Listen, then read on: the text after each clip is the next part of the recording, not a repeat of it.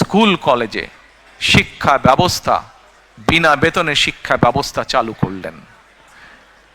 প্রিয় ভাই বোনেরা, কিছুদিন আগে বিএনপির একটি অনুষ্ঠানে আমি একটি ঘটনা বলছিলাম, হয়তো আপনারা ইউটিউবে বা অনলাইনে দেখেছেন, শুনেছেন আমার সেই ঘটনাটি। তারপরেও আজকে আপনাদের সামনে আবারও আমি ঘটনাটি তুলে ধরতে চাই। কি সেই ঘটনাটি?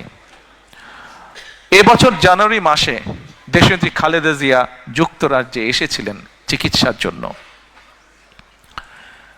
সেই সময় উনি যেই হসপিটালতে ছিলেন, লন্ডন ক্লিনিক হসপিটালতে ছিলেন, একদিন আমরা সন্ধ্যার সময় সবাই ওনার কেবিনে আছে, স্বাভাবিকভাবে কিছুক্ষণ পরপর তো নার্স আসে। তো সেই সময় একজন নার্স আসলো। নার্সটা এসে আমরা যারা ছিলাম মোটামুটি আমাদের সবাইকে বলছে, আম্মার দিকে তাকিয়ে বলছে, আমি কিন্তু তোমাকে জানি, তুমি কে।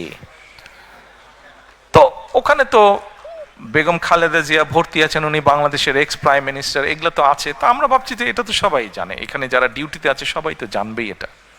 তখন নার্সটি নিজেই বলছেন, না, তোমার যেগুলো অফিসিয়াল প্রোটোকল আছে বা ছিল সেটা তো আমি জানি, কিন্তু আরেকটা ভাবে তোমাকে আমি চিনি এবং অনেক আগে থেকে তোমাকে আমি জানি। আমি যখন ছোট ছিলাম সেই সময় থেকে তোমাকে আমি চিনি, জানি। তা আমরা একটু অবাক হয়ে জিজ্ঞেস করলাম, কিভাবে তুমি ওনাকে চেনো? ওই নার্স যে, তার বাড়ি ছিল, দেশের বাড়ি হচ্ছে, শি ওয়াজ ফ্রম নাইজেরিয়া। তো বলল, তুমি তোমার দেশে মেয়েদের জন্য ক্লাস 12 পর্যন্ত শিক্ষা ফ্রি করেছো তুমি, এবং আমার দেশের সরকার তোমার এই পলিসিটা গ্রহণ করেছে, যার ফলে